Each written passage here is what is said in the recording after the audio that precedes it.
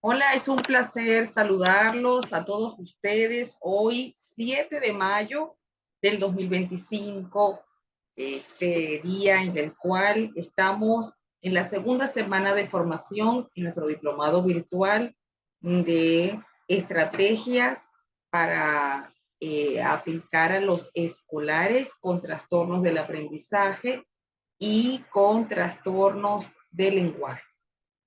Hoy pues vamos a continuar con la segunda parte del módulo de estrategias, que sería nuestro módulo 3, estrategias específicamente relacionadas con nuestro, los trastornos específicos del aprendizaje. Vimos aquellas estrategias relacionadas con la dislexia, todas las recomendaciones y ejercicios que se deben llevar para los niños con disgrafía. Y ayer estábamos platicando acerca de una serie de herramientas adicionales que se podían utilizar. Y hoy vamos a complementar esta información para que ustedes puedan ir recordando. Esta sería la de la discalculia. Ok, vamos a colocar nuestra presentación.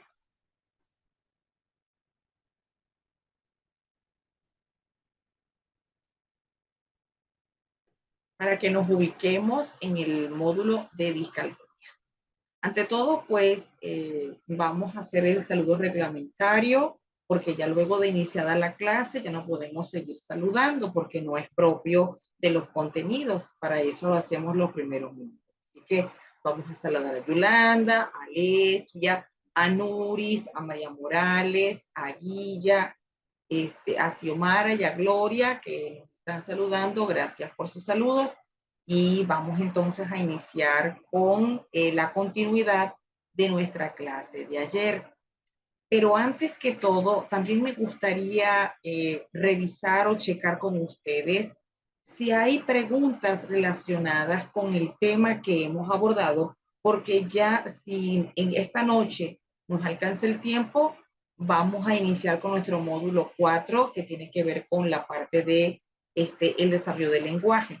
Si hay casos que presentar o alguna situación de las clases que hemos dado, y tienen alguna pregunta, me gustaría por favor que la dejaran en el chat. Vamos a empezar a colocar comentarios relacionados con lo que yo estoy platicando en este momento. Quiero verificar si hay dudas, si hay preguntas, recordándoles pues que tenemos nuestros materiales alojados en la biblioteca virtual y como se les explicó ayer, dado la campaña pues, de apoyo que tenemos que hacer con la corporación por este grupo de estafadores que se han dado la tarea de estar en nuestros grupos WhatsApp, de estar en nuestras clases también, estas personas que aparentemente pues son grupos de venezolanos que están haciendo este tipo de abordaje para boicotear nuestra labor. Recuerden que es Lina Coronado quien es la asesora comercial y encargada de poderles brindar a ustedes información relacionada con nuestras grabaciones, acceso a certificados, a los materiales, para que sepan que con ella es que tienen que poder hablar. Y recordarles que los teléfonos autorizados de Lina también se publicaron. Y que si ustedes guardan los contactos, pues sabrán que cualquier otro teléfono o número de contacto que les esté llamando, pues ciertamente no es de nosotros. De todos modos, ya yo guardé este contacto para tenerlo aquí y para podérselos ubicar. Sí, guarden los contactos. Solamente tenemos estos contactos en Colombia, no tenemos ningún asesor comercial en Venezuela.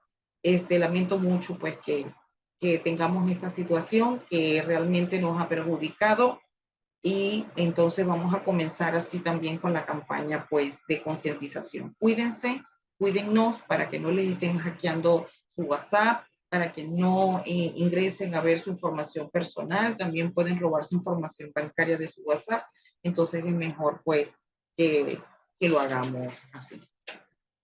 Y hay que hablar las cosas claras. Y si la TAN va a tomar pues medidas relacionadas con las personas de Venezuela que accedan a nuestro grupo, lamentándolo mucho. Bueno, vamos a iniciar entonces a revisar aquellas preguntas que tengamos para revisar y que estén relacionados con, con nuestra clase, ¿verdad? Aquí pues tenemos una pregunta de Yanis, dice, cuando el estudiante escribe, por ejemplo, el número 27 en lugar de 72, ¿se considera discalculia? No, yo creo que no he dado ese tipo de clase. Nosotros explicamos ayer y la semana pasada cuando iniciamos con trastornos del aprendizaje, que la discalculia tiene varias características y no simplemente colocar 27 por 72. Realmente no es así. Está haciendo una inversión del número, está colocando un número inverso. No estamos hablando, la discalculia tiene que tener varios criterios. La persona tiene dificultades para realizar operaciones matemáticas básicas. La persona no puede aplicar las matemáticas en la vida diaria, desde saber la hora, memorizarse números de teléfono, niños que se les hace muy difícil aprenderse los días de la semana, los días del mes, los días del año, no se les dificultan las direcciones, son personas que no tienen muchas dificultades para conocer lo que es noción de cantidad. Y Jenny, no sé si tuviste en mi clase ayer, pero ya nosotros nos dedicamos bastante a la discalculia. Fue una clase de discalculia. Lamento que este haya sido lo que entendiste, ¿no? Entonces, bueno, espero haber respondido tu pregunta. Y vamos con la pregunta de Nuris. ¿Qué hacer cuando el niño es no verbal pero entiende todo? Pero no entiendo, Nuris, nosotros estamos hablando de los trastornos del aprendizaje. Vimos discalculia, dislexia y disgrafía. Yo ayer no platiqué de casos de este tipo. Yo pregunté si teníamos dudas con respecto a las clases que hemos dado, pero no he platicado nada de lenguaje. Cuando nos toque el módulo de lenguaje, pues yo creo que sí podemos responder tu pregunta, pero ahorita nos tenemos que dedicar al módulo 1, 2 y 3, ¿vale? Mis disculpas. Gloria nos dice, yo pregunto por un niño TDAH. ¿Puede presentar disgrafía entre otros problemas de aprendizaje? Gloria, es ciertamente, como lo hemos mencionado en muchas clases, tanto el TDAH, el autismo, trastornos del lenguaje, trastornos de la coordinación motriz, tienen comorbilidades y esas comorbilidades pueden ser los trastornos de aprendizaje. Recuerden que los problemas de aprendizaje no son trastornos. Hay que distinguirlo porque un problema de aprendizaje puede ser un niño con deprivación cultural, con mala pedagogía, con problemas en el hogar, pero cuando hablamos de trastornos neurobiológicos, como son los trastornos específicos del aprendizaje, pues estamos hablando de comorbilidades, ¿bien? Aquí dice Nuri Camposano, tengo 4 niños así, no sé cuáles son los 4 casos así, Nuri. Si eres tan amable de especificar, porque no puedo entender lo que nos dice. Bueno, si no hay otra pregunta, pues entonces vamos a iniciar eh, este, con nuestro, con nuestro material práctico de discalculia, que lo dejamos pendiente ayer. Okay. Aquí dice si Osmar, un niño puede tener 2 dificultades de aprendizaje. Sí, Osmar, son trastornos específicos del aprendizaje, pero un niño puede tener tres tipos de trastornos. Yo tengo niños que tienen disgrafía, que tienen discalculia y que tienen dislexia. Ciertamente son casos de que hay que intervenir y son bastante complejos para ellos porque todo se les hace muy dificultoso. Entonces las intervenciones tienen que ser para cada trastorno. Pues ciertamente. Aquí nos dice Jennifer Pérez, cómo diferenciar un problema de trastorno del aprendizaje con la madurez. Es decir, algunos niños van a cierta edad, aún les cuesta ver los procesos como escribió de cálculo por la edad. Bueno, Nuri, vamos a repetir esta información. En varias oportunidades Jennifer se había explicado de cómo diferenciarlo. En primer lugar, los trastornos específicos del aprendizaje de la lectura, la matemática, se diagnostica y se hace la evaluación neuropsicológica después de los 6 años de edad, no antes, porque los niños tienen que tener un aprendizaje formal de cada uno de estos procesos. De acuerdo a la APA, que es la Asociación Americana de Psiquiatría, los niños tienen, esto es un trastorno persistente. Por lo tanto, son niños en los cuales tienen que tener dificultades para del aprendizaje de la lectura, escritura y matemática, al menos mínimo 6 meses. Siempre y cuando usted haya colocado una intervención o una adecuación apoyándoles especialmente y que luego de 6 meses de intervención usted no haya logrado que el niño se nivele. Entonces, por ser todos los trastornos del neurodesarrollo son de carácter persistente.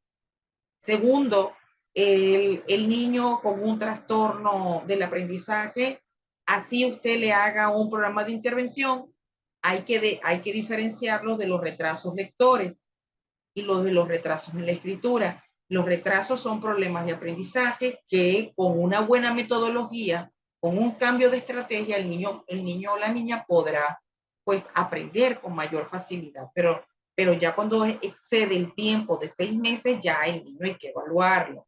Otra de las características es que los niños tienen un desfase de 2 grados de acuerdo a la APA. La APA nos dice que un trastorno en el aprendizaje hace que un niño que esté en un grado tenga un desfase de 2 al menos.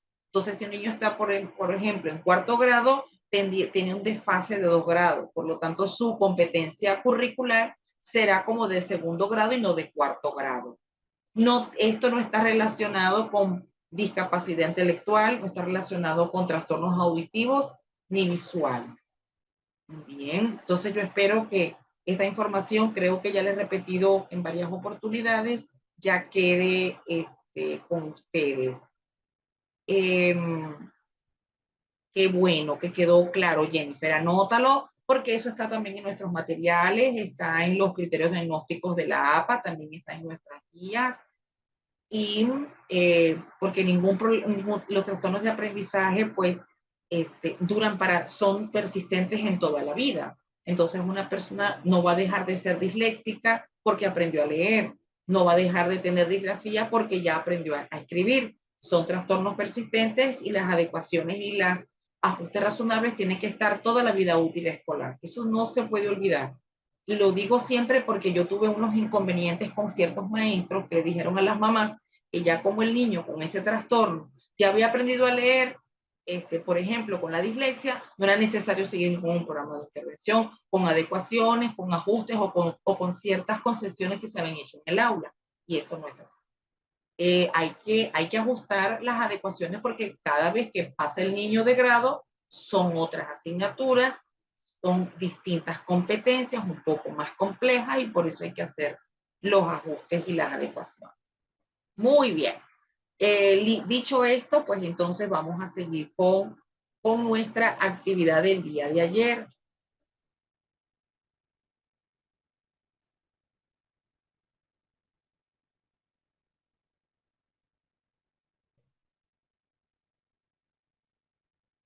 Como ven, esto es nuestro módulo número 3, donde vamos a observar las recomendaciones que se dan para los distintos trastornos de aprendizaje. Y en este caso, hoy nos toca hablar de otras recomendaciones adicionales para los trastornos de aprendizaje, y en este caso, del aprendizaje de las matemáticas, eh, como lo es la discalculia. Vemos pues que así como se recomienda el aprendizaje con la enseñanza multisensorial, en dislexia, en la disgrafía, pues también se recomienda a nivel de la discalculia. Es muy útil. Para ello, fíjense que se utilizan otras herramientas para que los niños puedan ver los conceptos matemáticos.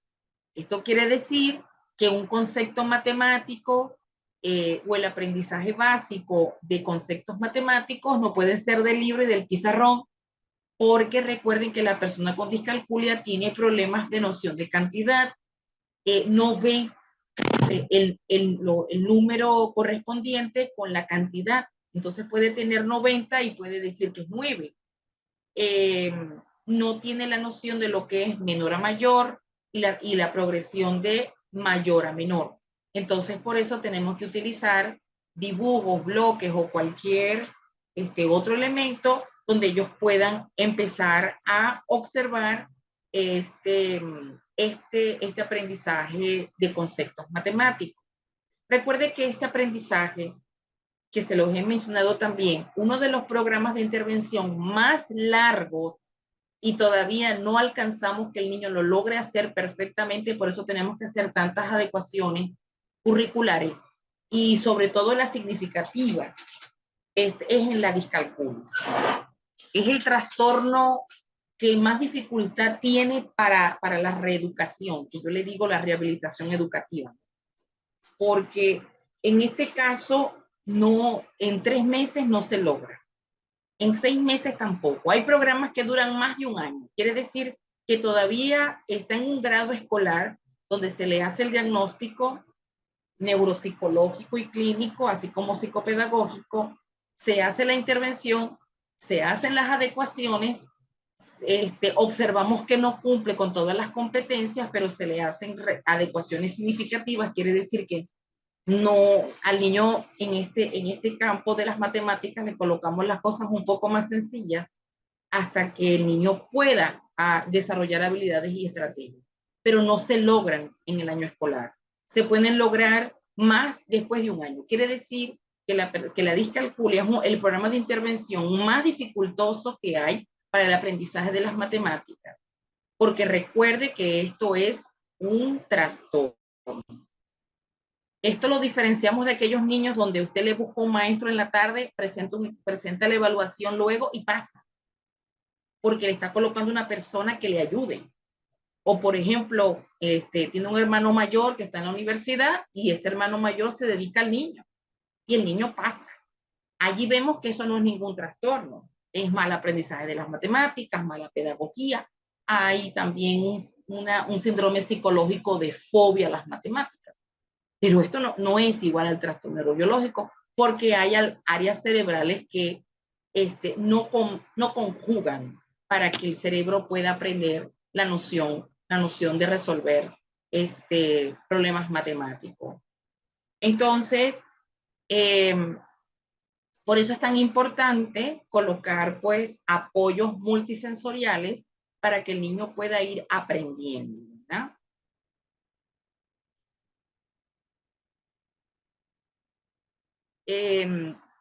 Vamos a continuar con la siguiente. Levia nos está haciendo una pregunta muy interesante. Bueno, Levia, no sé si usted ha estado en mis clases, pero sí, nosotros hemos hablado de que como es un trastorno neurobiológico, nosotros hemos mencionado que un trastorno neurobiológico no tiene nada que ver con factores ni psicosociales, ni emocionales, ni de mala pedagogía. Un mal maestro no causa dislexia porque la dislexia es una condición que tiene base genética con mediación multifactorial.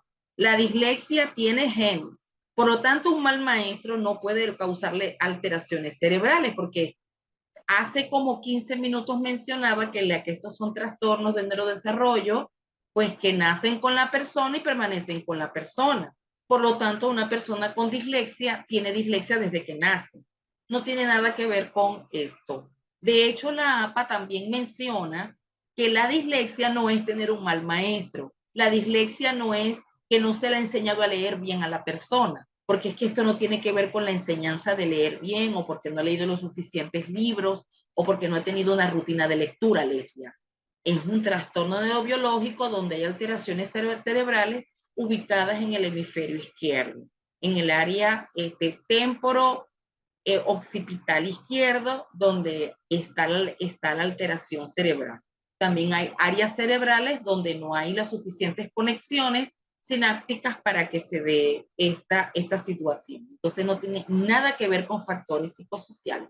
Eso, lesbia, es una de las respuestas que le dije amablemente a una persona que nos estaba preguntando prácticamente, pues, cómo diferenciar entre un trastorno del aprendizaje y problemas para aprender.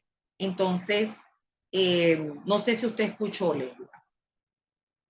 Seguimos con la discalculia. Gracias por su pregunta. Vamos también a ver este tipo de actividades y ejercicios que también pueden ser elaborados para que los niños con discalculia puedan ser enseñados, ¿no? Por ejemplo, hay una serie de estrategias que pueden mejorar ciertas situaciones en las cuales ellos están deficientes. Si ellos tienen un problema de comprensión numérica, el objetivo es mejorar la comprensión. Por lo tanto, se tiene que facilitar la comprensión de números y operaciones básicas utilizando estrategias en las cuales podamos enseñarle a utilizar, a realizar cálculos de manera más efectiva, ayudarlos de que ellos sean más autónomos, más seguros, e integrar conceptos matemáticos con área del conocimiento y la vida diaria. Esto quiere decir, pues, que una persona con discalculia tendrá el problema de tener que contar con los deditos. Una persona entre los 9 y 10 años ya no debe contar con los dedos. Por lo tanto, tenemos que ir fomentando actividades de juicio y pensamiento matemático, pero con ciertas estrategias que podemos facilitar. Como por ejemplo, ¿cuáles serían estas para las cuales tendrían más sentido las actividades?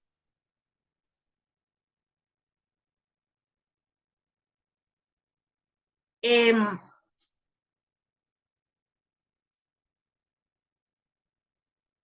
Primero, el juegos de agrupación y de clasificación, estimación visual y conteo, secuencias numéricas y patrones. Vamos a ver cada uno, porque estos tres son actividades para trabajar el sentido numérico, porque ellos tienen alteraciones con el sentido numérico.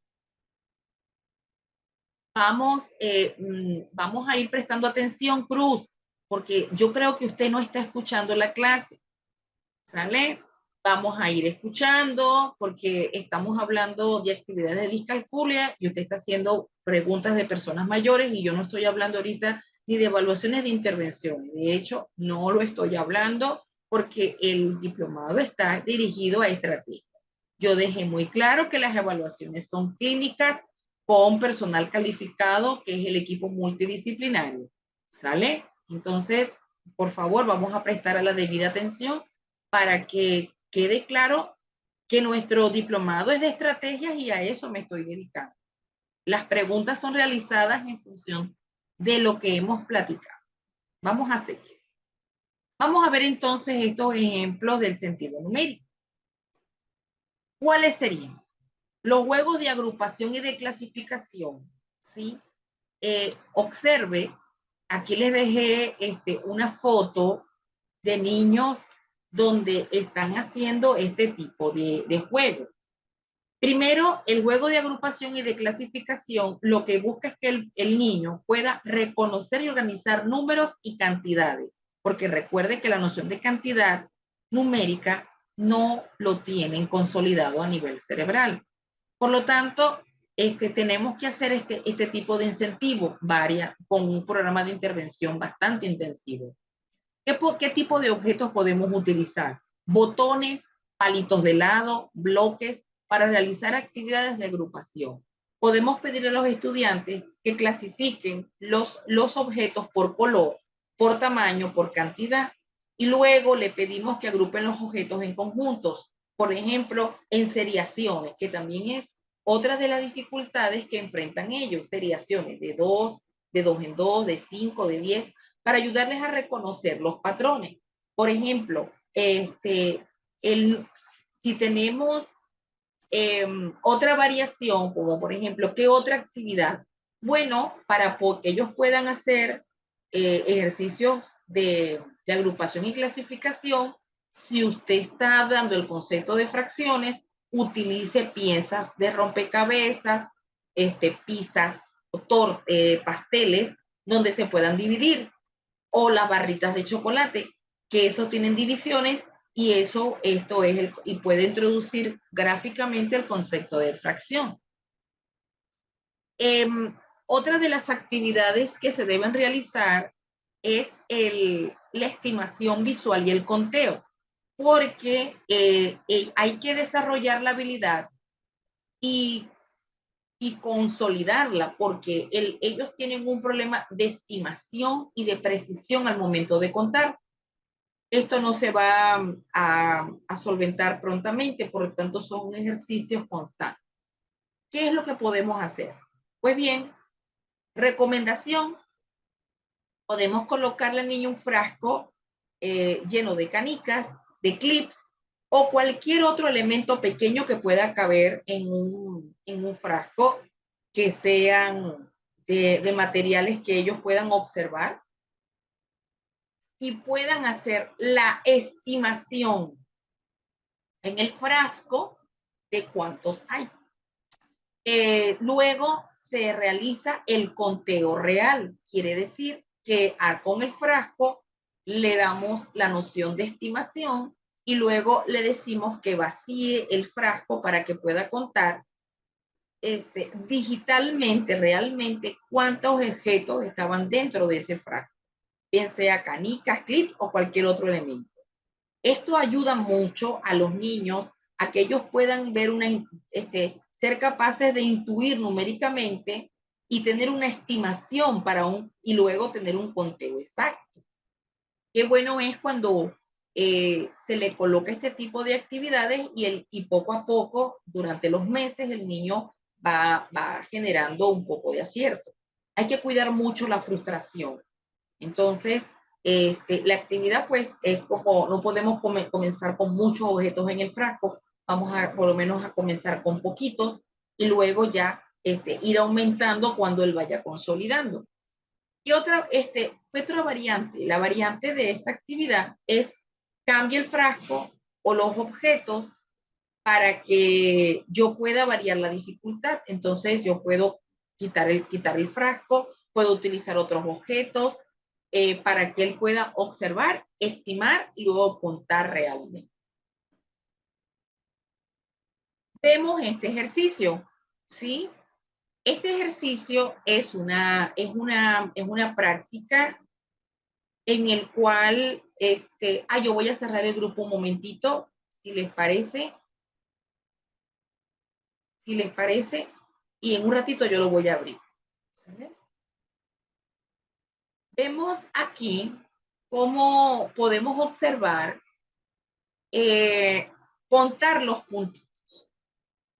Esto lo podemos imprimir, podemos cortar cada imagen del niño y contamos los puntos, ¿no?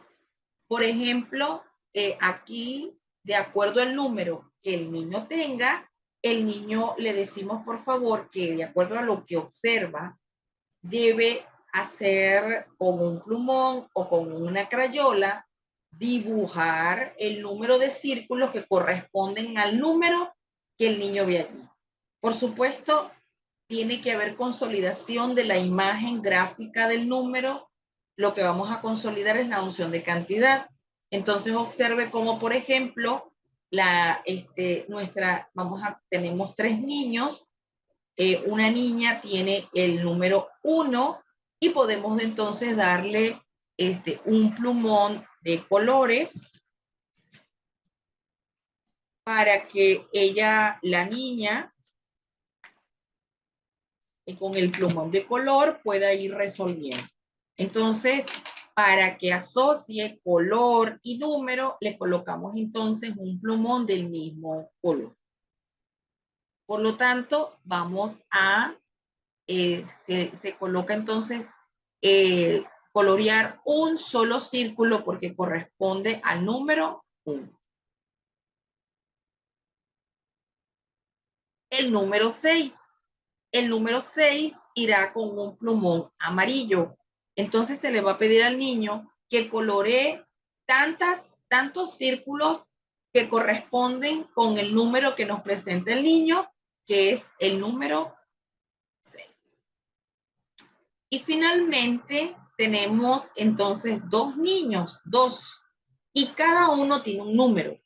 Lo que podemos decir es que con la unión de ellos dos, ¿qué número vamos a tener? Entonces es el número 10. Le vamos a pedir entonces que tome el plumón rojo y el plumón celeste para entonces ir dibujando uno o el otro, ¿no? Ir dibujando el número que le corresponde. Esto es un ejercicio en la cual la noción de cantidad se va observando, porque ello le dificulta ver la seriación de números, pero porque 10 para ellos no representa una cantidad, no representa de hecho una cantidad específica, no lo sabe representar en su cabeza, por eso tenemos que darle la noción de cantidad. Mientras el número va creciendo, mayor número de círculos vas a tener que redondear.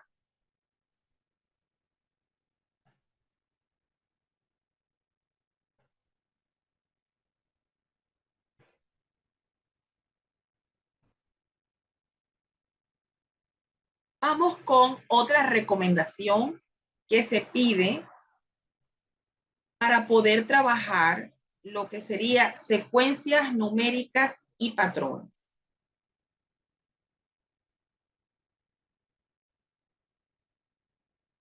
Observen las imágenes que tenemos aquí. ¿Para qué utilizamos este tipo de ejercicio? Porque así se puede comprender lo que es el concepto de secuencia y la capacidad para poder identificar patrones. Este tipo de ejercicio es uno de los ejercicios que los niños con trastornos del aprendizaje más difícil se le hace.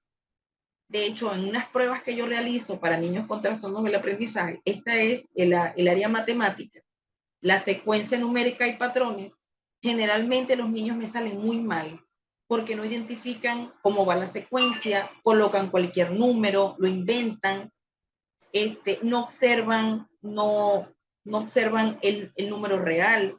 Muchas veces cuando la secuencia va de menor a mayor, me pueden colocar entre un número y el otro un número que no corresponde con la secuencia.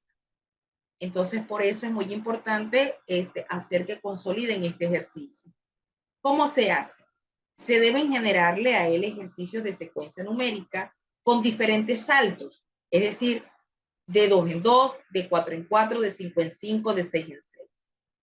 ¿Para qué? Para que él pueda generar los números de espacio faltante.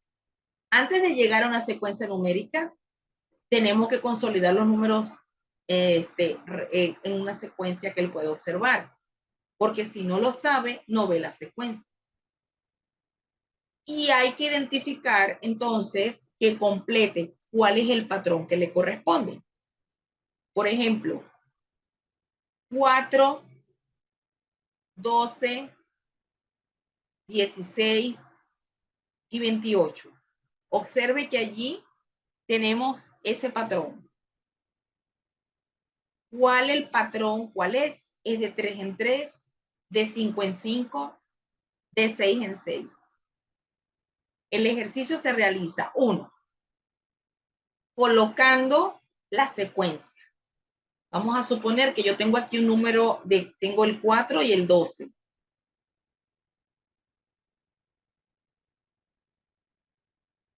Observamos aquí, por ejemplo, que qué número le corresponde a esa secuencia.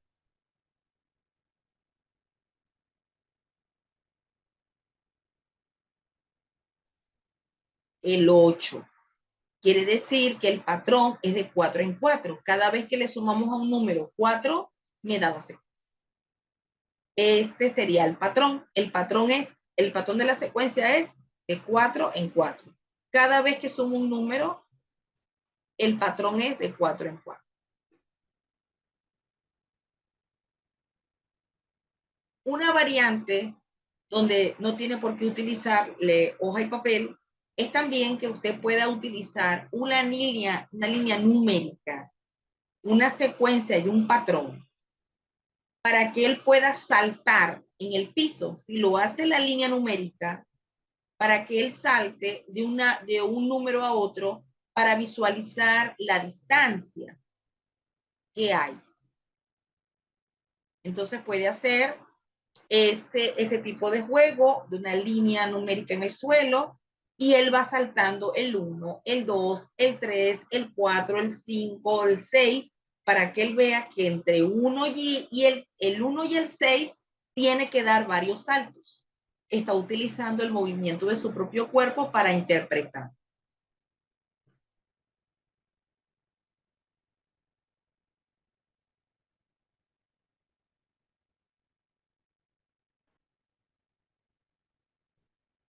Entre otras actividades, ya esta no sería de la noción de número, sino para trabajar con cálculo. Entonces, este sería el segundo segmento de intervención de Calculia. ¿Qué tipo de actividades podemos trabajar para la noción de cálculo? El uso de ábacos y contadores, juegos de matemática con dados, tarjetas de cálculo y bingo matemático. Serían las recomendaciones para trabajar cálculo, porque en el segmento anterior estábamos dando las recomendaciones de aquellas actividades para trabajar sentido numérico. Vea los ábacos. El uso de ábaco va a facilitar la comprensión de operaciones matemáticas básicas y el valor posicional del número. Situación que en discalculia también vemos que ellos tienen muchísimo déficit, porque el valor posicional, ellos mientras más valor posicional tenga, menos comprenden lo que está sucediendo, o mientras más ceros tenga una cifra, menos comprensión tienen del ejercicio. Entonces, los ábacos o contadores representan números y a través del ábaco o el contador, usted puede realizar suma y resta. El estudiante puede manipular con su mano los contadores para visualizar adición y sustracción. Y así le ayuda a internalizar el proceso de cálculo simple. Si usted ya pasó matemáticas en cuanto al tema de suma y resta y va por multiplicación, entonces introduzca a los estudiantes un poquito más avanzados a multiplicación y división simple utilizando el mismo método del ábaco o de los contadores. La matemática con dados. Los juegos, este tipo de juego le permite al estudiante comprender también las operaciones matemáticas básicas y el valor posicional del numérico. Aquí podemos utilizar, por ejemplo, fichas de este tipo, como las que estamos observando aquí, y cada vez que tiramos los dados, el niño va a buscar el número que le corresponde al dado que lanzó, ¿sí? Le coloca una ficha y va ubicando. Tira el dado, le puede dar 4, 5, 6, 7, entonces el niño se le coloca y le dice, ve a buscar con una ficha, dime cuánto es lo que te dio un dado. Podemos utilizar dos dados y de acuerdo a lo que den los dos dados, el niño tiene que sumar el resultado de los dos dados y utiliza esto como el bingo matemático, va colocando su ficha en el valor que le corresponde. Si no tienen dados, pues también hay materiales donde se pueden cortar los daditos y hacer la habilidad motriz para que el niño pueda tener su dado y jugar con él.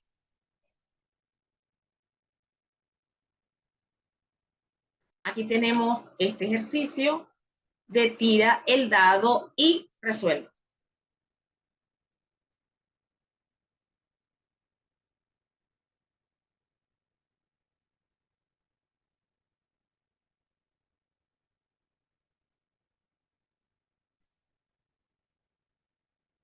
Otra de las actividades para poder trabajar son las tarjetas de cálculo y el bingo matemático.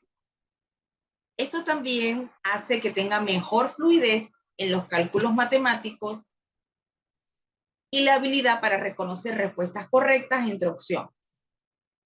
¿Cómo vamos a hacerlo? Esta actividad se requiere que tenga usted, fíjese en la fotito que les estoy colocando aquí de ejemplo. Estas son tarjetas de cálculo, ¿no? Para que las vean.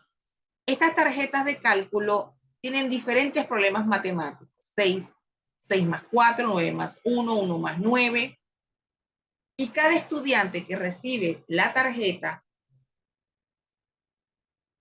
lo va a utilizar como un juego de bingo. Así que el estudiante recibe la tarjeta de bingo con respuestas y debe marcar la casilla correcta cuando lee un problema matemático que corresponde a esta tarjeta de cálculo.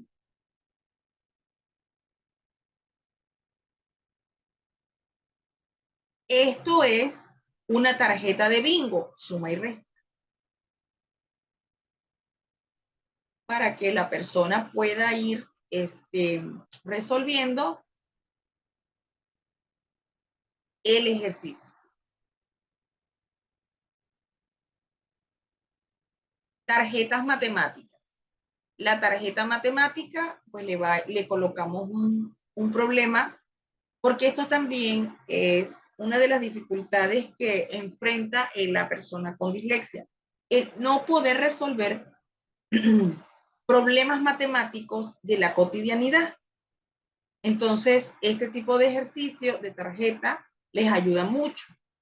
En la caja hay 12 rotuladores y Carla ha perdido 4. ¿Cuántos rotuladores te quedan?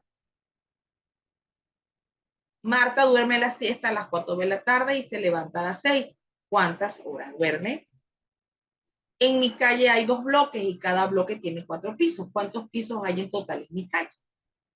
Son problemas matemáticos aplicados a la vida real. El próximo ejercicio es el de razonamiento matemático. Recuerden que estamos trabajando noción de cantidad, cálculo y ahora el razonamiento matemático, porque esos son los 3 elementos del aprendizaje de las matemáticas que están deficientes en la persona con discalculia. ¿Cómo mejorar la calidad, este tipo de situación? Pues vamos a identificar patrones, continuar con las secuencias y utilizar el razonamiento matemático. Por ejemplo,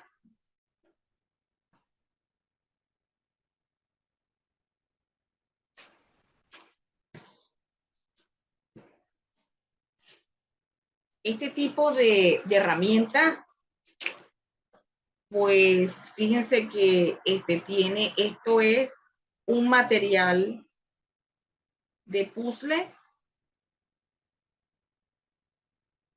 de letra, pero también tenemos el de número. Aquí tenemos el número 7. Aquí tengo otro número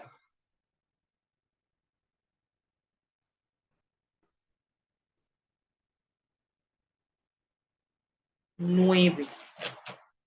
Este tipo de material se llama puzzles o rompecabezas.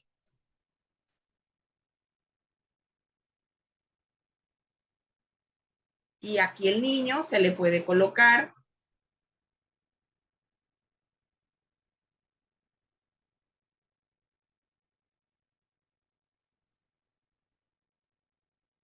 vamos a colocarle la secuencia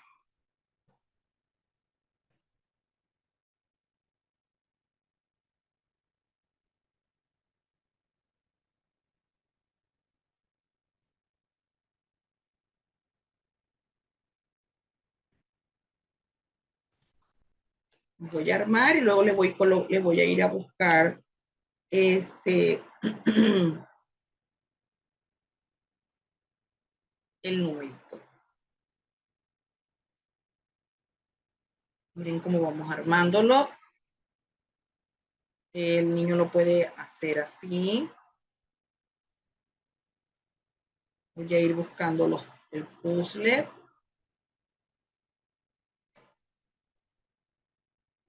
Y ya estamos armando. Estoy consiguiendo la secuencia para que se pueda ir trabajando.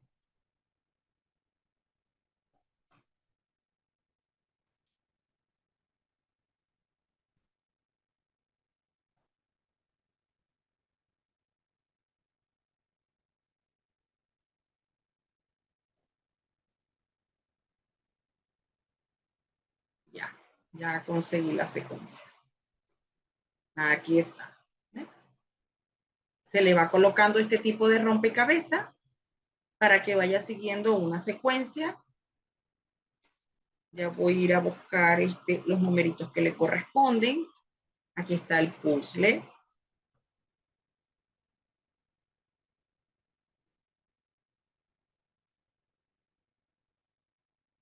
Y se le coloca un número de secuencia.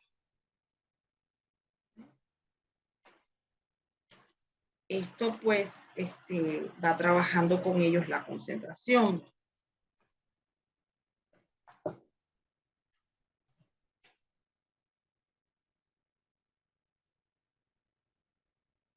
A colocarle también.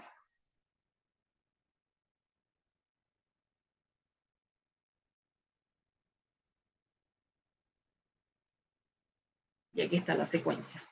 Se le pide al estudiante que organice y que diga lo que le colocamos que lo organice y que vea la secuencia.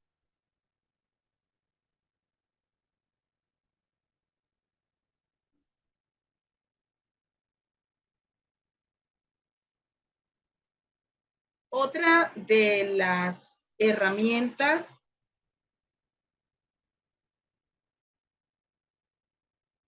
que se utiliza es la de los juegos de lógica y de estrategia.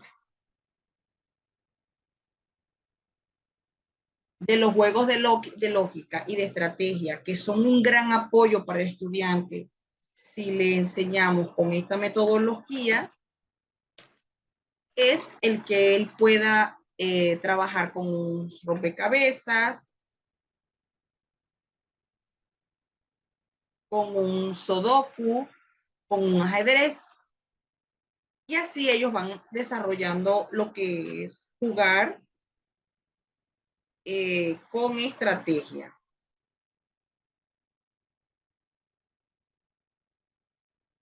Se pueden adaptar, se pueden hacer pues adaptaciones para que se puedan adaptar otros juegos con menos números, con menos piezas, y se puede ayudar al niño a trabajar la noción de cantidad.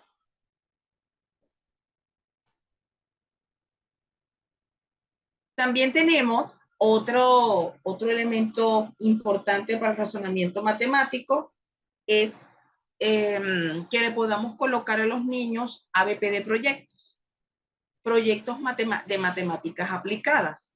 Estos proyectos son colocar al niño en una situación de que pueda tener comprensión y razonamiento de situaciones o elementos de la vida. Por ejemplo, proyectos como diseñar una casa de muñeca a escala, un jardín, donde ellos puedan utilizar medidas y cálculo. También se le puede ayudar a preparar una fiesta. ¿Cuánto dinero se necesita para preparar una fiesta? Y para ello, pues, utilizamos el presupuesto. También puede ser para comprar una bicicleta o para comprar un automóvil. De acuerdo a su edad, pues, cuánto dinero se necesita para el presupuesto para hacer este tipo de proyecto, ¿no? Y aquí pues les traigo algunos ejercicios de proyecto a escala, donde vemos que hay que utilizar este cálculo y medidas específicas, centímetro, milímetro. Esto es una ciudad a escala, esto es un proyecto de niños y esto no se puede hacer de cualquier manera. Entonces esto tiene, pues, hay que ubicar figuras geométricas, convertirlas en el objeto como estacionamiento, casas. Utilizamos aquí rectángulos, círculos, cuadrados, entre otros elementos, pero hay que medirlos y cortarlos.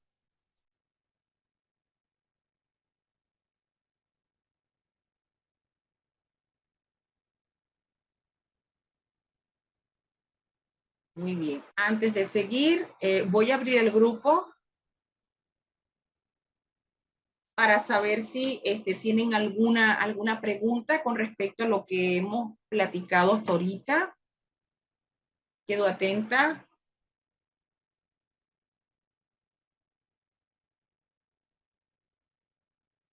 ¿Tienen alguna pregunta con respecto a las estrategias que hemos mostrado?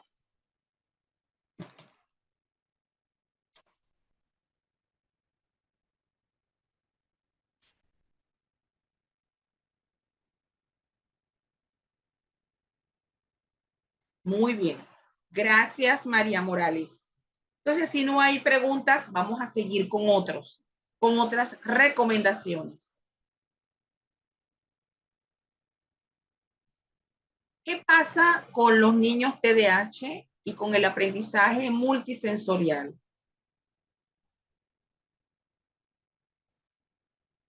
En el aprendizaje multisensorial, en las personas TDAH, es este tipo de pedagogía es de gran utilidad para ellos, especialmente si nosotros le ubicamos estrategias en la cual el niño tenga que poderse mover. El niño TDAH tiene como dificultad el déficit de atención, la hiperactividad y la impulsividad en aquellas condiciones del tercer tipo, que es el TDAH combinado. Tenemos otros niños que solamente tienen déficit de atención, más no tienen hiperactividad e impulsividad, que ese es el segundo tipo, el primer tipo. Y el segundo tipo de TDAH es aquellos que tienen impulsividad e hiperactividad, pero no tienen déficit de atención. Entonces, digamos que a quienes le vamos a colocar ejercicios de movimiento serán aquellos niños en los cuales necesitamos que puedan este, poder quemar un poco más el exceso de energía. Por eso hay que hacer actividades de movimiento para que ellos se puedan enfocar a tener un poquito más de atención y concentración. Fíjese bien, aquí por ejemplo les coloqué unas fotos bien interesantes porque aquí podemos trabajar la enseñanza multisectorial y podemos ubicar los niños en pelotas yoga grandes para que ellos se puedan sentar allí y puedan hacer una actividad relacionada con el tema que usted está dando y que ellos tengan un poquito más de movimiento. Luego tenemos una foto en la cual, para conocer la lateralidad, usted le puede ubicar para que el niño se mueva de pie derecho, mano derecha, mano izquierda, pie izquierdo. Pienso que eso puede ser una excelente estrategia para que usted pueda ir enseñando elementos, ¿no?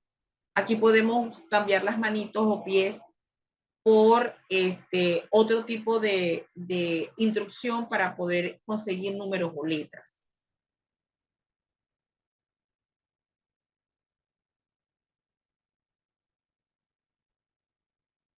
Aquí tenemos otra estrategia importante porque hay niños que ellos no aprenden simplemente porque usted les dice, hágalo, usted lo dice y espera que lo hagan.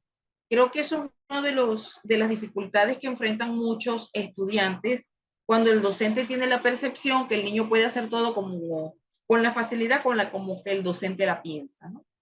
Entonces, tener en cuenta que los niños no hacen las cosas simplemente porque usted se los diga, no también porque lo podemos mostrar.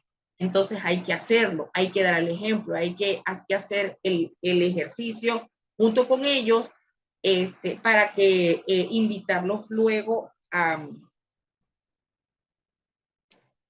resolver. Por ejemplo, el maestro, si quiere mostrar hacer algo, la técnica del yo hago y el nosotros hacemos, tú haces. Esa es la estrategia. Yo hago, nosotros hacemos, tú haces. Sobre todo porque en el nosotros hacemos, yo hago es, el maestro resuelve o muestra lo que hay que hacer y lo hace él mismo y luego él lo hace con los demás. Nosotros lo hacemos.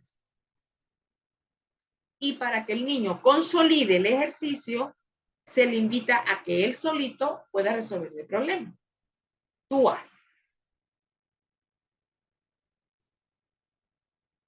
Otra herramienta que nos sirve de mucho para apoyar a nuestros estudiantes son las herramientas visuales, los organizadores gráficos. Esto no es simplemente para bachillerato, para para lo que es secundaria, para lo que es la prepa o la universidad. Aquí podemos utilizar este tipo de herramienta como mapa mental. Esto muestra y me permite organizar la información de manera más resumida y poder conectar las ideas que quiero hacer. ¿Por qué? Porque este mapa mental, y por cierto, no se hace antes de aprender el tema. Se tiene que hacer lo que he aprendido, es lo que voy a organizar. Porque muchas veces observo que, bueno, es una mala estrategia, ¿no? Hay ciertos docentes que utilizan muy mala estrategia, como por ejemplo que te dicen que el tema te lo estudias en tu casa y haces un mapa mental o haces un esquema. A los niños en primaria, difícilmente los más pequeños no se les puede mandar a investigar porque ellos no van a investigar por sí solos. Es tú haces, nosotros hacemos, yo hago. Entonces, en este caso, siempre el maestro tiene que enseñarle al niño de una vez y que él mismo, con el tema que se da, pueda organizar esta herramienta visual. No mandárselo para la casa, porque no lo va a hacer, no lo va a aprender y se va a frustrar. Va a haber demasiadas cosas inconsistentes, demasiadas situaciones abstractas en el mapa. Y no necesariamente tiene que ser como un diagrama de flujo, ¿no? Lo importante es que ellos puedan colocar andamiajes. Eso es un andamiaje que tenga que tener una conexión.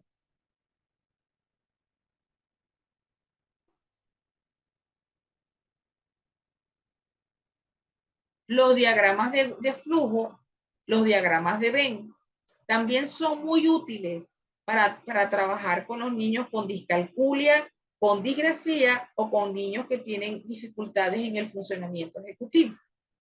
En la discalculia, los organizadores gráficos pueden ayudar a los niños a dividir pasos de los problemas matemáticos y pueden ser utilizados para revisar conceptos matemáticos. ¿Por qué debemos utilizar los diagramas de flujo, diagramas de Venn como organizadores gráficos en discalculia? Porque ellos tienen muchos problemas para aprenderse los pasos y tienen muchos problemas para aprender nuevos conceptos matemáticos. Entonces hay que buscar una estrategia para que ellos puedan reeducarse con respecto a lo que tienen que aprender. Con la digrafía, un organizador gráfico, cuando se le enseña a escribir, ayudan a los niños a planificar sus ideas y a escribirlas. ¿Por qué tenemos que hacer esto? Porque los niños con digrafía, una de las características, y lo mencionamos ayer, es que no tienen coherencia para organizar sus ideas. Sus ideas no se plasman de manera clara. Entonces, ayudarlos a organizar mejor sus ideas y cómo planificar su pensamiento con las ideas que se van planteando, inclusive para tener en cuenta palabras conocidas y nuevas palabras, es un organizador gráfico. Y también nos ayuda el organizador gráfico a que ellos vean la separación de palabras, porque recuerden que ellos tienen separaciones anormales, los digráficos, al momento de escribir. Finalmente, los niños que tienen dificultades en el funcionamiento ejecutivo, que se llama disfunción ejecutiva. ¿Quiénes son estos niños? Los niños TDAH, los niños con autismo, tienen disfunción ejecutiva. Entonces aquí ellos pueden utilizar esta herramienta porque una persona con disfunción ejecutiva tendrá problemas para organizar, planificar y ejecutar cualquier actividad. Un organizador gráfico hace que ellos puedan ayudar a ir condensando las ideas brevemente en un resumen y poder identificar entonces la idea más importante que se tenga que desarrollar.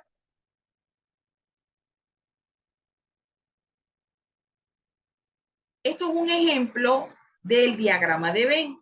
Esto es una ranita, ¿ven?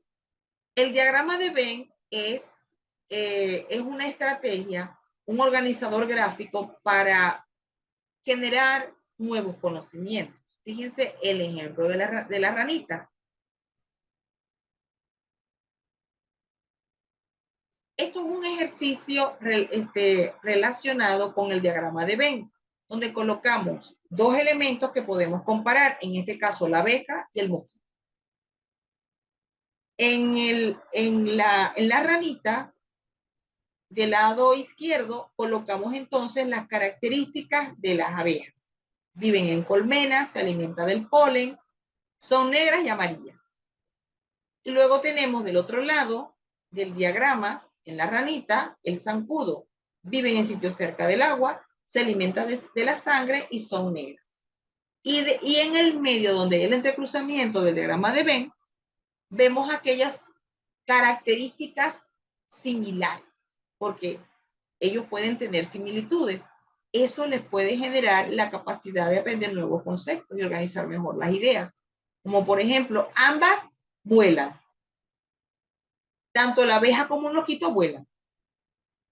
Las dos, tanto la abeja como el mosquito, pican. Son insectos, ambos, y los dos tienen alas. Estos son las características en el diagrama de Venn para cada uno de los elementos, y en el entrecruzamiento vemos entonces las similitudes.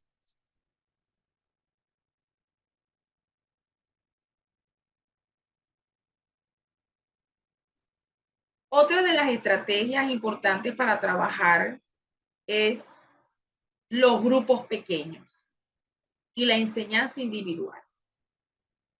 No está plenamente comprobado que trabajar con grupos grandes asegura un aprendizaje significativo. Entonces, debemos modificar el tamaño de los grupos para algunas lecciones que se van a enseñar. Y hay lecciones para grupos pequeños y lecciones para toda la clase. Por lo tanto, hay ciertas lecciones o temas que se deben aprender organizando el estudiante o en grupos pequeños o el solito. En grupo pequeño, cada uno aprende y cada uno puede ir explicando al otro. Esto es muy beneficioso porque los niños, cuando piensan y aprenden de manera diferente, pueden expresar sus ideas. Algunos niños que pueden ser colocados en grupos pequeños,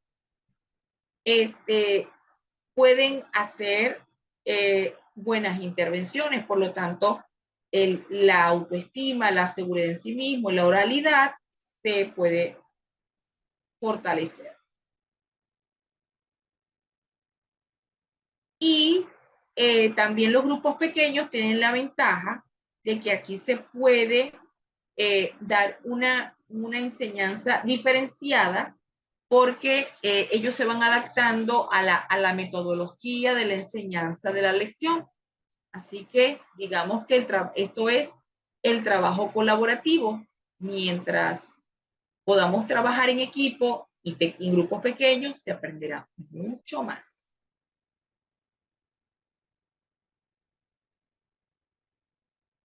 ¿Cómo beneficiaría a los trastornos del aprendizaje? En dislexia, un niño disléxico que trabaja en grupos pequeños para leer tendrá un poco de mejor resultado.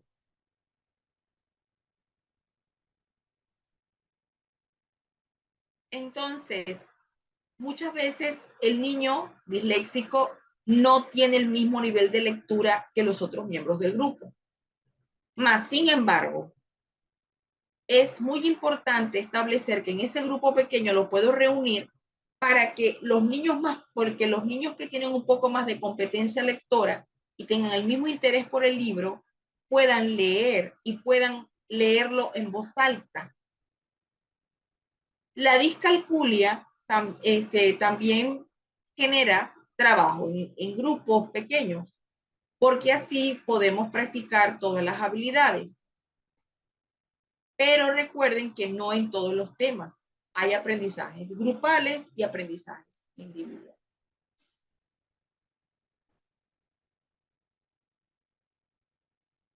Y con respecto a la digrafía, los grupos pequeños, cuando se reúnen para hacer actividades de escritura, se pueden reunir con grupos pequeños e individualmente.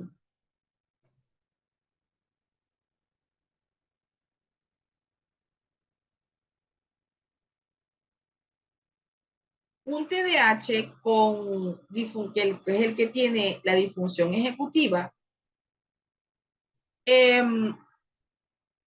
sí puede estar más bien en grupos muy grandes, tiende a distraerse, pero en grupos pequeños, por sus propios compañeros, tendrá que fijar un poco la atención, porque así puede enfocarse a la tarea y aprender las habilidades porque sus compañeros lo están supervisando.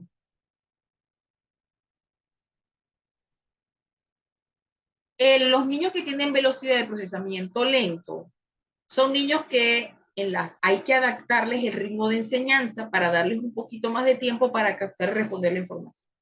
Ellos no tienen ningún trastorno de aprendizaje, no tienen ninguna discapacidad intelectual, sino que la velocidad de procesamiento cognitivo es un poco más lento que los demás. Eso quiere decir que necesitan un poquito más de tiempo para captar la información y responder.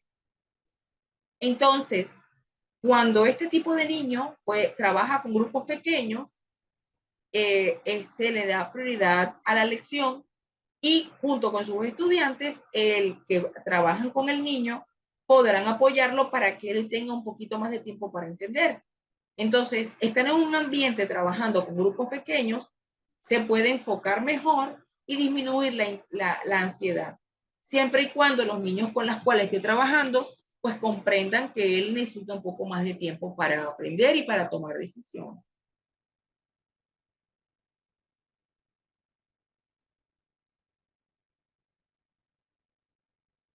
Última herramienta, el diseño universal de aprendizaje. El diseño universal de aprendizaje es un tipo de estrategia que proporciona a los estudiantes la capacidad de aprender de manera flexible con el reconocimiento de la diversidad y con una enseñanza individualizada dependiendo de sus características. El DUA va a permitir que los niños accedan a materiales, se interesen en ellos y muestren lo que saben, pero de maneras diferentes. Existen muchos ejemplos partiendo de los principios DUA. Hay 3 principios. El primer principio está con los múltiples medios de representación. Y esto es presentar la información en diversos formatos para asegurar que el acceso y la comprensión de los estudiantes. ¿Cuál es el formato de la escuela tradicional? El libro y el pizarrón. Esa es el medio de representación de la escuela tradicional. ¿Cuál es el medio de representación del DUA? Cuando utilizamos múltiples medios de representación, como por ejemplo el aprendizaje multisensorial y estrategias específicas. El segundo principio es múltiples medios de acción y expresión. Aquí se hace el hecho de que permitamos a los estudiantes que tengan diversas alternativas para expresar y demostrar la adquisición del conocimiento, en las cuales no pueden utilizar siempre los mismos medios. Los mismos medios para demostrarte que sé, el mismo instrumento para demostrarte que yo sé del tema, no, porque eso lo utiliza la escuela tradicional. Y el tercer principio es múltiples medios de participación. donde vamos a estimular los intereses y la motivación del alumno, pero de diferentes formas, para que él pueda participar dependiendo de lo que necesiten y de sus individualidades.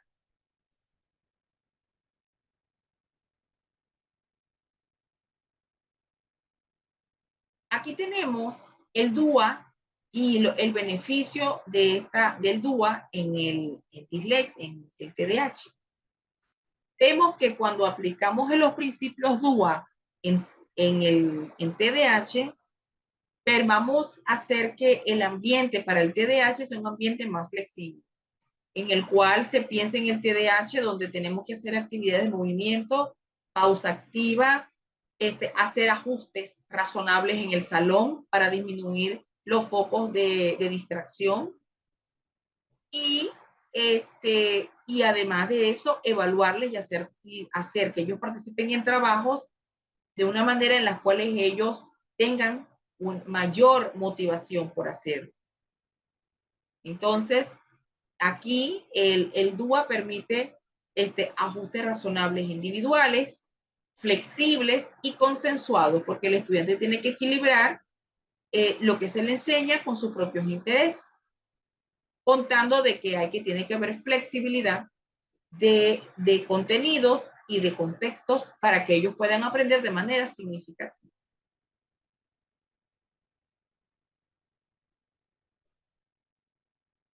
Aquellos niños que tienen dificultades en el funcionamiento ejecutivo, como TDAH y autismo, aquí pues se hacen actividades aplicando DUA para presentar las instrucciones en más de un formato, donde el maestro puede dar las instrucciones en voz alta, puede utilizar un pizarrón, puede utilizar las agendas visuales, puede utilizar palabras claves o esquemas para que la persona con funcionamiento ejecutivo que tiene problemas de concentración, atención, planificación, ejecución y toma de decisiones pueda tener un formato más flexible para aprender. Los niños con dislexia, si seguimos los principios DUA, podemos decirles que en vez de leer un libro, les permita que ellos puedan tener accesos a audiolibros y así disminuir la barrera de tener que leer cuando todavía presentan dificultades. Por eso les coloqué el libro de Harry Potter y el audiolibro, porque Harry Potter tiene audiolibro y ahora tenemos muchos audiolibros. El DUA aplicado en digrafía también te dan otras opciones. Los niños con digrafía pueden demostrar lo que saben en historia a través de un ensayo y pueden lucirse a través de una presentación oral o una representación de un hecho histórico.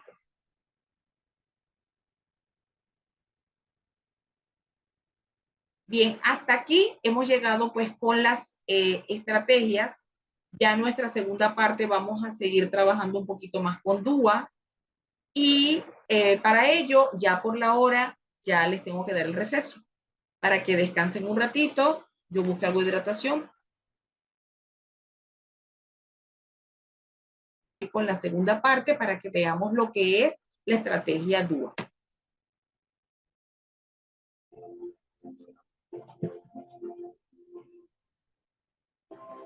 Bien, estamos de vuelta ya con el segundo segmento de nuestra clase. Agradeciendo a todos ustedes que nos acompañen ya para este segmento.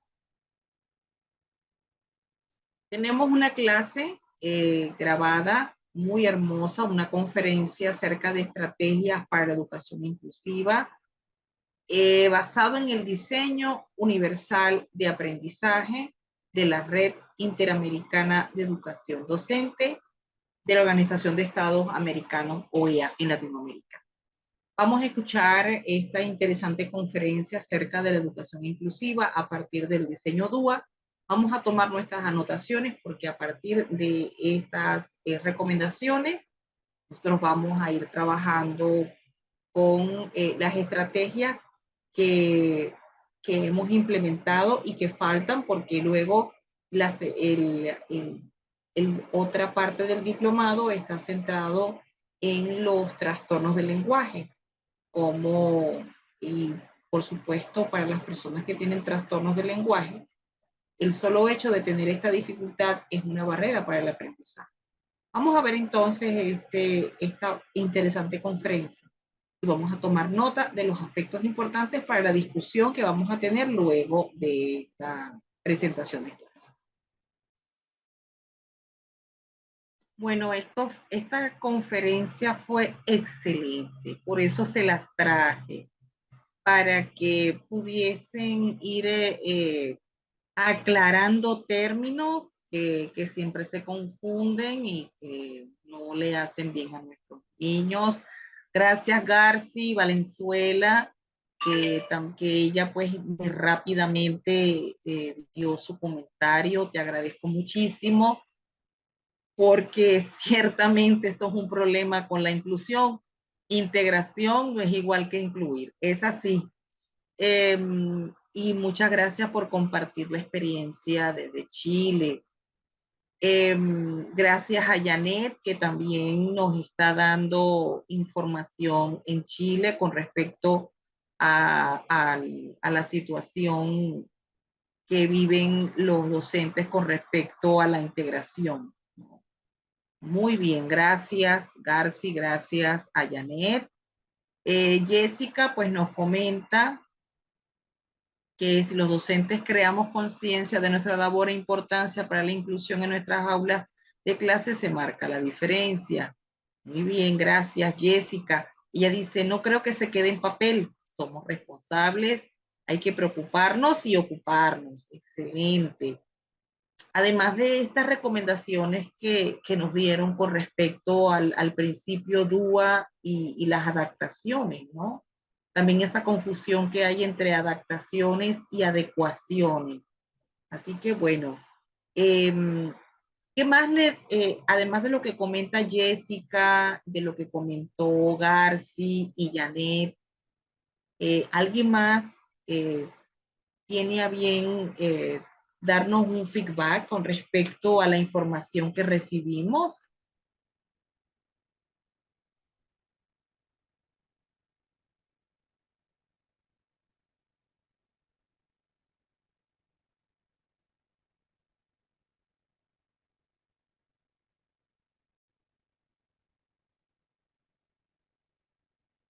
Muy bien, María Teresa. María Teresa dice, a veces los docentes tenemos la mejor disposición, pero tenemos representantes que no aceptan las condiciones que pueda tener un niño.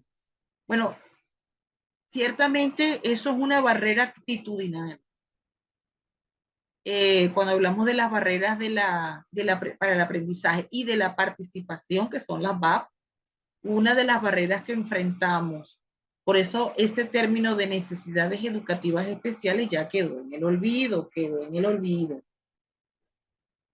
Y por eso es que utilizamos las barreras, porque no solamente se toma en cuenta la limitación de la persona, sino de todo lo que le impide aprender. Y ciertamente, pues María Teresa, la barrera actitudinal de la familia, cuando hay muy bajas expectativas con respecto al aprendizaje de un niño neurodiverso, niño adolescente neurodiverso, pues ciertamente nos trae este tipo de situación, en la cual muchas veces no tenemos el apoyo familiar. Pero desde esa perspectiva también hay que sensibilizarnos porque no es esta falta de aceptación que se expresa en muchos espacios con respecto a la familia, también es un proceso de duelo. Entonces no es la negación de lo que el niño tiene para no querer ayudarlo, sino un proceso de negación de un diagnóstico y de una condición que es que está en un proceso de duelo y que es muy difícil asimilar. Entonces, cuando tenemos este tipo de circunstancias, no podemos ver simplemente de que la familia no acepta, sino que la familia debe ser intervenida de inmediato porque están viviendo un duelo bastante doloroso, porque nadie se espera que puedan vivir una situación tan compleja como la de tener un niño en la neurodivergencia porque amerita pues muchos apoyos y no todos los padres, ningún padre está preparado. Eso se aprende y se en el camino, ¿no? Es una situación de ensayo y error, compromiso y amor por los hijos. Gracias. Aquí, por ejemplo, este, bueno, Consuelo nos dice que cómo se articula con el PIAR. Yo no conozco el PIAR. Yo no, creo que eso es colombiano, creo. Pero yo no conozco, no tengo información del PIAR. Yo manejo DUA, pero no tengo información del PIAR. Nuris, hay que considerar la inclusión como una realidad que no podemos seguir ignorando. Pues sí, ciertamente es para todo público el no seguir ignorando la inclusión. William nos dice que ella trabaja con ajustes curriculares según necesidad del niño. A ver, William, disculpa que te corrija. Ajustes no es igual a ajustes razonables, no es igual a ajustes curriculares. No es un término igual, es totalmente distinto. Una adecuación curricular no tiene que ver con un ajuste razonable eh, por su dimensión. Un ajuste es de acceso, donde tú cambias el contexto y el medio del niño o de la niña o del adolescente para que pueda aprender. Entonces no es igual un ajuste curricular. Cuando hablamos de adecuaciones curriculares es cuando las dividimos en significativas y no significativas. En este caso, cuando son no significativas o metodológicas, esta no afectará el contenido curricular, pero sí afectará la forma en que evaluamos y presentamos el material a nuestros estudiantes. Y la significativa es el ajuste curricular donde sí cambiamos el contenido porque hay que ajustarlo para la individualidad del estudiante. Entonces, disculpa que te corrija, pero no quiero que te vayas con esa información errada. No es igual. Nuris, gracias. Xiomara dice, la calidad y empeño docente hacen la diferencia, pero en ocasiones se nos limita el proceso por factores económicos. Eso estamos claros. Pero esto no quiere decir que no podamos hacer los mejores esfuerzos para contribuir a la inclusión solo por un factor económico. Hay muchos otros factores que son decisivos para la inclusión de la persona, ¿no? Pero claro, yo comprendo, no todas las escuelas tienen los recursos, muchas veces los maestros tienen que poner de su propio dinero para ayudar a los niños, sí, yo lo entiendo, pero hay muchas otras cosas que podemos sopesar. Gracias, Xiomara, excelente. Jessica nos dice, hay que salir de la zona de confort, trabajemos desde la vocación para crear el material de trabajo. Sé que a veces no tenemos tiempo ni recursos, pero en creatividad y un poquito de amor vamos avanzando. Muy bien, te acompaño en esa reflexión, excelente. Fabiana, la discusión inclusiva es para todos y esto permite que se ajusta. De hecho, la educación inclusiva es un derecho. No es un favor que estamos haciendo a nuestros estudiantes. Gracias. Daniela Ivette, creo que dependiendo de los objetivos a trabajar, no se puede trabajar el mismo objetivo de aprendizaje con todos. Por ejemplo, si estoy trabajando en el objetivo, segmentar las palabras en sílabas y el niño no tiene intención comunicativa, no verbaliza, no imita, no realiza contacto visual, creo que no se podría trabajar en ese mismo objetivo. Pienso que esto es una reflexión, Daniela, que un maestro en una conferencia me comentó el sábado. Me dice, maestra, ¿cómo si el objetivo está en el tema curricular y el niño todavía no logra alcanzar el objetivo? Entonces yo le digo, a ver, maestro, el tema, por ejemplo, como lo dice muy bien Daniela, ¿no? Ella me está mostrando un objetivo. curricular, una competencia curricular. Entonces la respuesta es, ¿cómo llegas al objetivo? Si el niño o la niña o el estudiante no tiene la competencia curricular para allá, entonces, ¿qué harías si no la tienes? Te estás fijando solamente en el objetivo curricular, entonces no te, es la meta. Fíjate el objetivo, que es el paso a paso, para poder llegar a hacer que el estudiante pueda consolidar. Ahora, en este caso de que no tiene la intención comunicativa, no es igual a decir que tiene un trastorno de lenguaje expresivo y comprensivo, porque la intención es algo subjetivo. Entonces eso también tenemos que delinearlo y desmontarlo, ¿verdad, Dani? Excelente. Aquí Ligia nos está dando un feedback con el PIAR.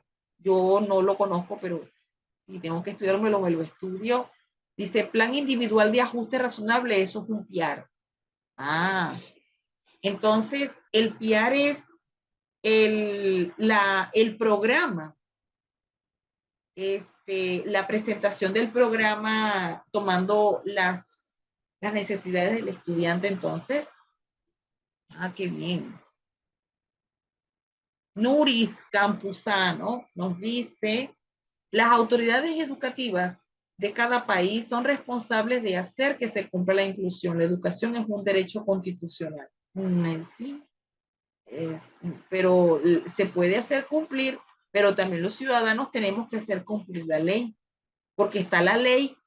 Por ejemplo, ¿cómo se explica, Nuris, que todos los países signatarios de la convención en Naciones Unidas, en la Oficina de Educación, que es la UNESCO, ¿cómo es posible que todos los países tengan leyes inclusivas, pero todavía nos están reportando diariamente niños que no los quieren inscribir porque no tienen un diagnóstico?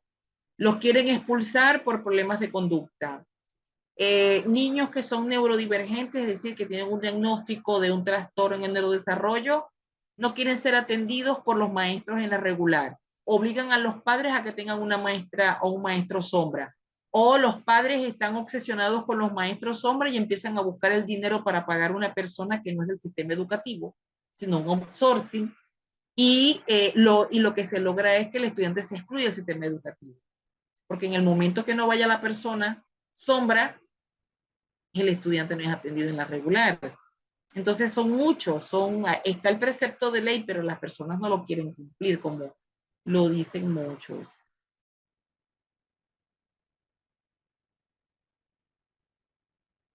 Aquí nos dice, oye, ya nosotros habíamos hablado de que hay que utilizar los nombres personales para no dirigirnos a las personas como una marca comercial, ¿verdad? Es una observación. Fomentar la participación, crear un entorno donde todos los estudiantes se sientan valorados y respetados, lo que a su vez promueve la participación activa en el aula, implementando pues diferentes estrategias lúdicas y pedagógicas. Muy bien.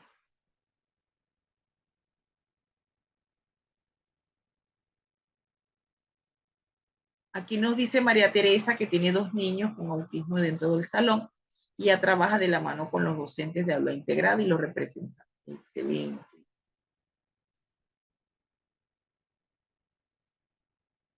Ligia nos dice, para aplicar el PIAR se debe contar con un diagnóstico. Y de igual manera, para aplicar el DUA se debe, para aplicación del DUA, pues también se debería contar con un diagnóstico. Porque mientras no se tiene diagnóstico, se tiene que atender a los niños, eso sí es verdad. Pero para hacer las adecuaciones curriculares y los ajustes razonables, sí necesitamos un diagnóstico, de verdad que sí.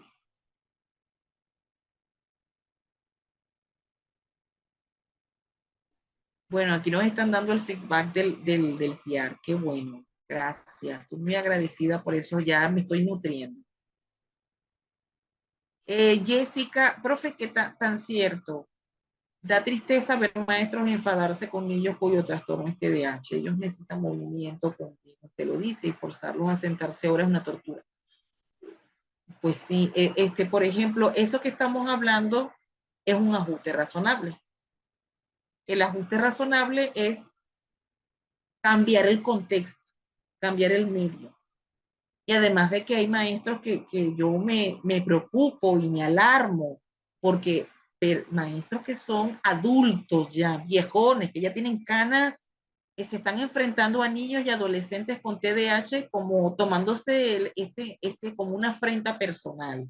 Cuando estas personas pues tienen un trastorno neurocognitivo, no hacen las cosas por querer hacer daño, por molestar.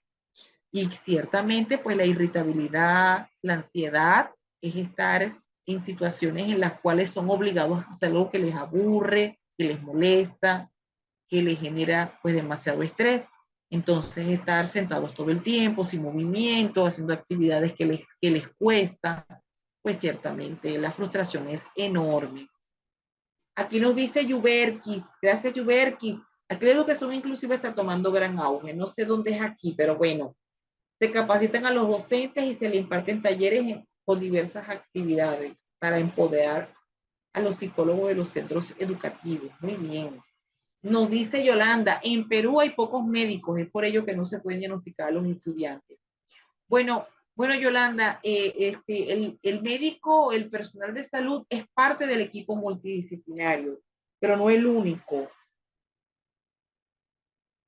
Tienen que haber psicólogos clínicos, psicopedagogos, neuropsicólogos. Entonces, qué raro que en Perú no hay médicos. Fabiana dice, ya no se dicen, no, Fabiana, hace mucho tiempo ya la mayoría de los países están dejando el término. La UNESCO no hace un tiempo ya nos refiere en su portal web que cuando se habla de necesidades educativas especiales, tú nada más miras el concepto. El concepto te dirige a la persona. En cambio, las VAPs, que son las barreras para el aprendizaje y la participación, no se dirige a la persona. Te indica que hay que identificar aquellos factores que le impiden al estudiante aprender. Y no estamos hablando simplemente de que la persona tiene un problema para aprender. Estamos hablando que puede ser actitudinal, institucional, programático, metodológico y de infraestructura, entre otros, que le impide al estudiante aprender.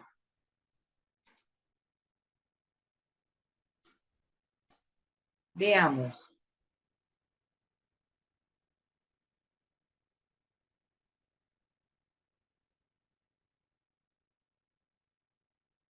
Muy bien, Yolanda nos dice, no aceptan los diagnósticos de un psicólogo. Bueno, los psicólogos clínicos con experiencia tienen el deber de diagnosticar y aplicar pruebas especializadas.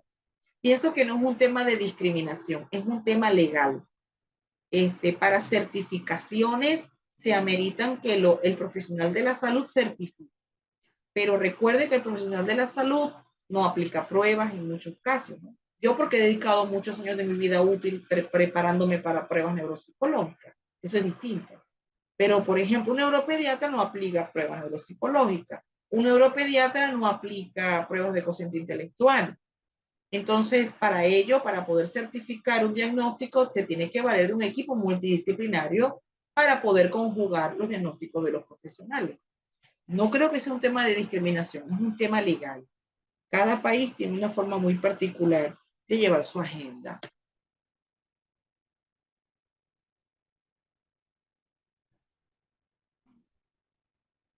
Bueno, espero que les haya gustado la clase de hoy. Sobre todo esta conferencia última nos dejó pues muchos aprendizajes y muchos términos que tenemos que revisar desde nuestro contexto. Mañana nos vamos a encontrar a las 6:30 de la tarde, hora Colombia. El sábado cerramos nuestra actividad. Y quiero hacerles una invitación, ya, porque ya hoy es jueves, pero mañana es jueves, entonces ya toca.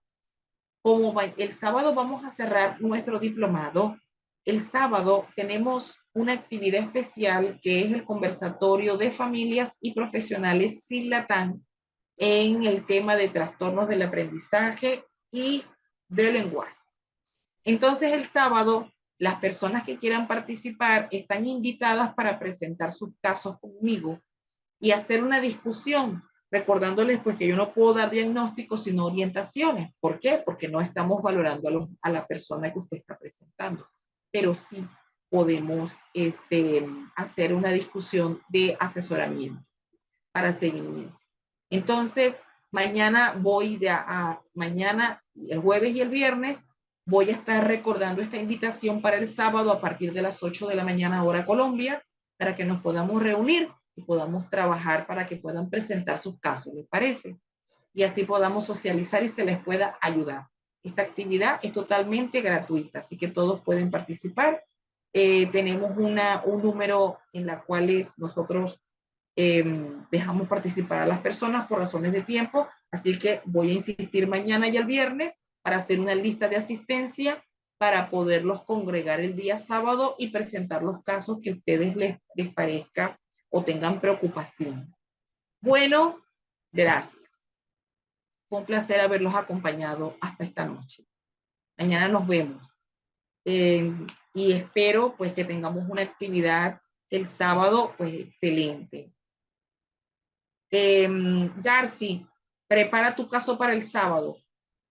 ¿Oíste? ¿Sale? Darcy, García Valenzuela, prepara tu casito.